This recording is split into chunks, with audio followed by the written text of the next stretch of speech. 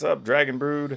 We are going ahead with day 5 and 6 here on previews. Unfortunately, I did have to miss a day of previews just for some prior engagements that kind of got in the way of me doing some things, but I didn't forget about you. There were a lot of cards that came out the last 2 days, so I'm going to make sure we cover as many as we can that are really awesome and stand out. Obviously, we're not going to cover every single one of them. We're going to keep with the same pattern we've been doing. But before we get into that, please remember to like this video, subscribe to the channel, hit that notification bell, and let's get to it. Starting here with Scale the Heights. It's 2 colorless and a green. Sorcery, put a +1/+1 counter on up to 1 target creature. You gain 2 life, you can play an additional land, draw a card. For 3 mana, this card does a lot, right? So you put a counter on a card first, then you get 2 life. If you have another land for the turn, you can play it, and you might get 1 because you get to draw a card. That's a lot for 3 mana. Now, does this fit into a whole bunch of decks? Who knows? But there are several decks and several options for +1/+1 counters, as we've seen from the other videos and the previews. So maybe this has a home, but even if you just want to play some type of ramp deck, it might work there too. And it has just incidental life gain, which is pretty nice. So don't know if this has a home, but definitely a card that people are at least going to consider when deck building. Alright, so Luminark Aspirant, 1 colorless, 1 white, creature, human cleric, rare.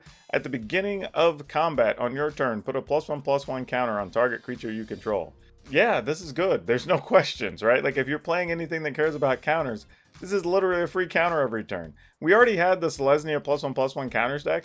So like if the Selesnya counter deck's just looking to keep adding counters because they get doubled up or you get to add more to your Hydras or whatever, this is literally just free counters every turn. It'd be crazy not to play this card in that list. This card's pretty dang good. Shadow Stinger, 2 colorless, black, creature, vampire, rogue. 1/4. Tap another creature, or tap another untapped rogue you control. Shadow Stinger gains Death Touch until the turn. When Shadow Stinger deals combat damage to a player, that player mills 3 cards. Okay, so this is interesting because if the rogue decks decide to really play on the mill theme, this could be a good card. The other interesting thing about this card is normally these types of abilities say like tap 2 untap things or tap whatever. Like this is just tap a single untapped rogue you control. So getting this to have Death Touch is really easy. Put you in a situation where your opponent probably doesn't want to block. If they do, you probably just kill something, so not a big deal. Like, overall, this is a pretty neat card. I don't know if it's the card that those types of decks are looking for. I haven't put a deck list together yet, but it is one that seems like it fits. Magmatic Channeler, 1 colorless, 1 red, creature, human, wizard, 1/3. As long as there are 4 or more instants and sorceries in your graveyard, it gets +3/+1. Tap, you can discard a card, exile the top 2 cards of your library, then choose one of them. You can play that card this turn. Lots of stuff going on with this card. The interesting thing to me is that late game, this is a 4/4 for 2 mana.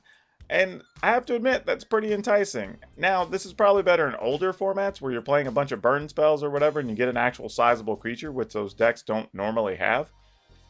But I do like this, even in trying to squeeze it into maybe possibly some standard lists. I mean, there are some mono red decks that could go heavy on the spells. There's also some stuff where maybe Gruul lists are playing a bunch of fight spells, ramp spells, whatever, right? This fits in that too. So I wouldn't overlook this card. It's actually really neat. And something like this combined with maybe the Tectonic Giant, like then you start getting your options of all the top cards you want to play every turn and get a lot of bonus cards. So there's a lot going on here with this card. Again, I don't know if this has a true home in standard, but definitely some people are going to have to give this a look in older formats. Just a quick note, there were a couple of commander cards that got previewed. We saw the face cards for the 2 commander decks that'll come out with Zendikar Rising. This isn't very easy to read, so I'm going to read off of another page here, but it is it's a Boon Muldaya Ancestor, colorless, red, white, green.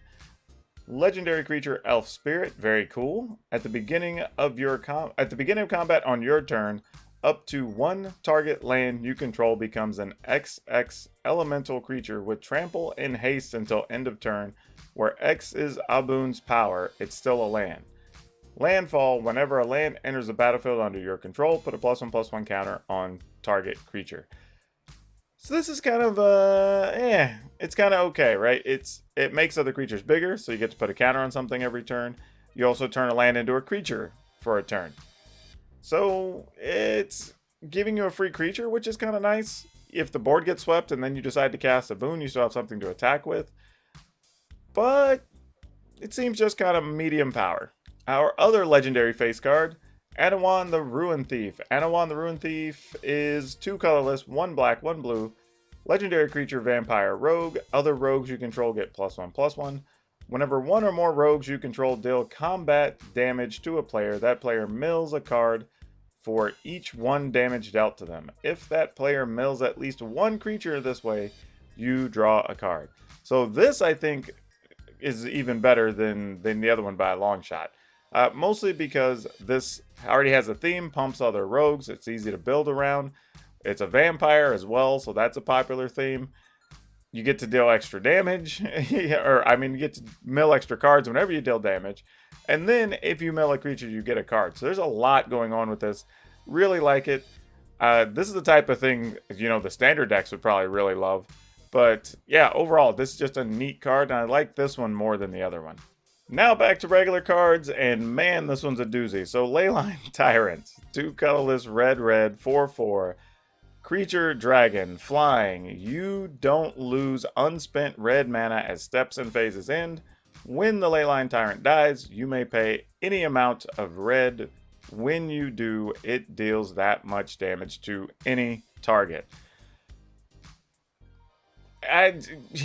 Just everything. Like, literally, I saw this card when it got previewed, and I just smiled ear to ear. Like, do you know what the biggest problem with this card is? I don't know if I want to play this or if I want to play Questing Beast. Like, that's the problem, right? Like, both of these cards are fantastic. And this is a great top end finisher, right? If you're playing a red deck that's playing more aggressive, wants to go over the top, maybe have a different access to kill on, this is pretty cool. It, I guess, rotates separate from Eldraine and whatnot. So, I mean, I guess you have a chance that when Torbran rotates, this is still accessible to you. So that's cool future planning for 12 months from now.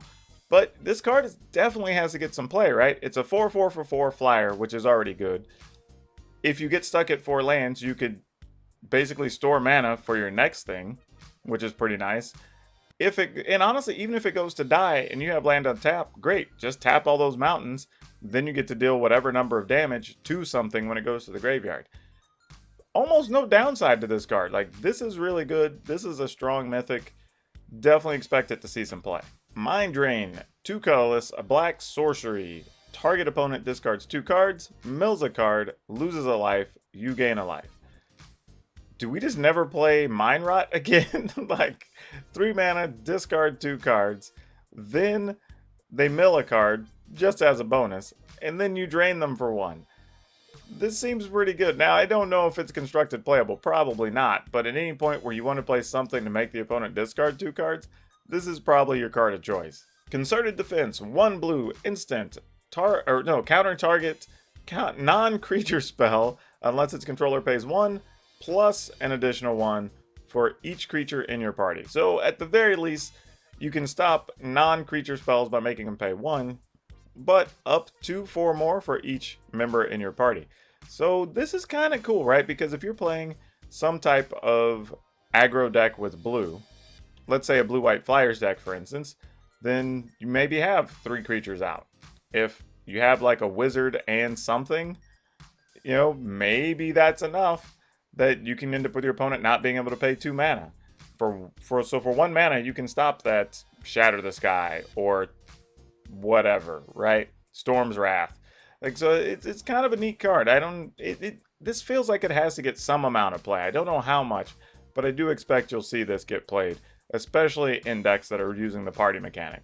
Scourge of the Skyclaves, 1 colorless, black, creature, demon. Another low-cost demon in this set, actually. It's a mythic kicker, 4 and a black. That's a lot.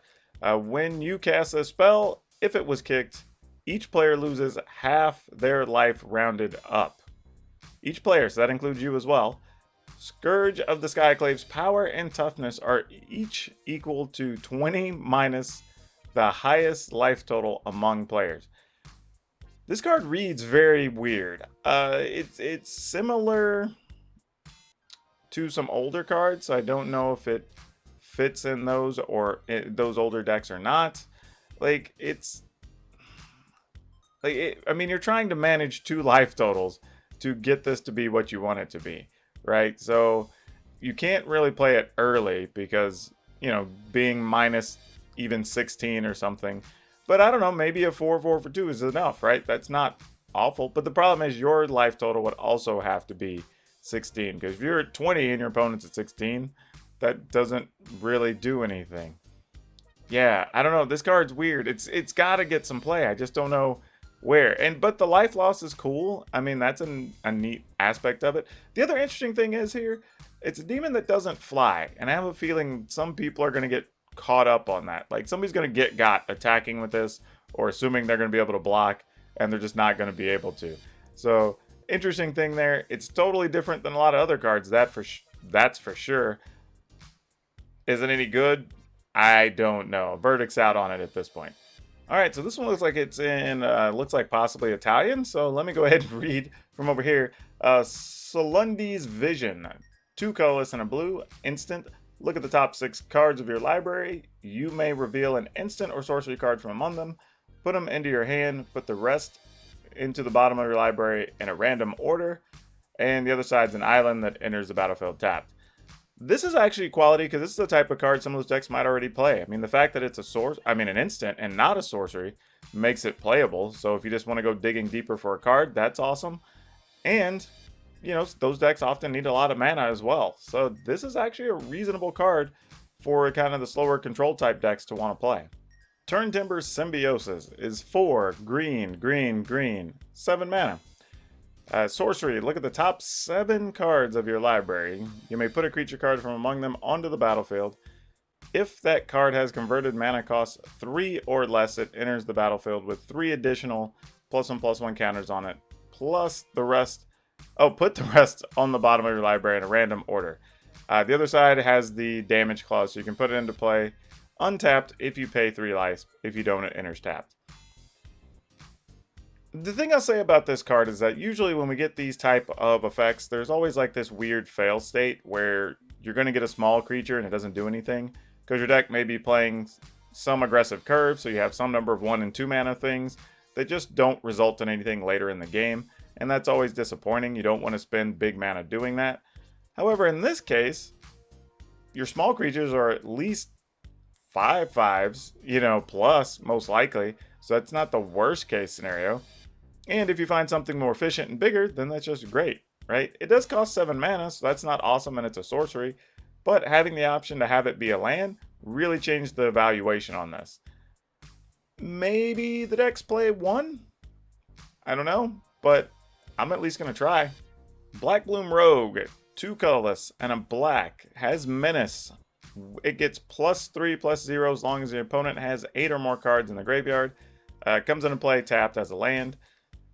This is kind of an interesting one too, because again, I think the rogue type decks may want to try to go land light. If so, this is a type of card you can play in there. And it's a 5/3 for 3 in the best case scenario. Worst case scenario, it's a 2/3 with Menace, and that's fine. I don't think there's anything wrong. I don't think this card is stellar one way or the other, but depending on how those decks end up being built, this does potentially have a home. Okay, I think that does it for us. I think we got caught up.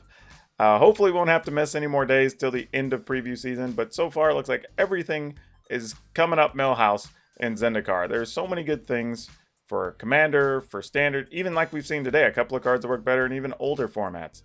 So far this set looks very exciting. Like if you're not digging this, I don't know what to tell you. Maybe you just don't really like Magic and you got to go find another hobby. But I'm really jacked up about this set. It seems like every day I'm finding another 1 or 2 cards that really get the juices going for deck building. So you're definitely can expect to see a lot coming up on this channel here in the next few days as far as new deck ideas. But probably going to wait a couple more days on that so we get more cards revealed, because it's going to be hard to tell really kind of where some of the stuff's going to fit in. And the more information we have from Zendikar, it'll save us the time of having to go back and rebuild those decks. But if you haven't, remember, please like this video, hit the subscribe button, hit that notification bell so you get notified every time I have a video up. And that's all I have for you for now. We'll see you next time.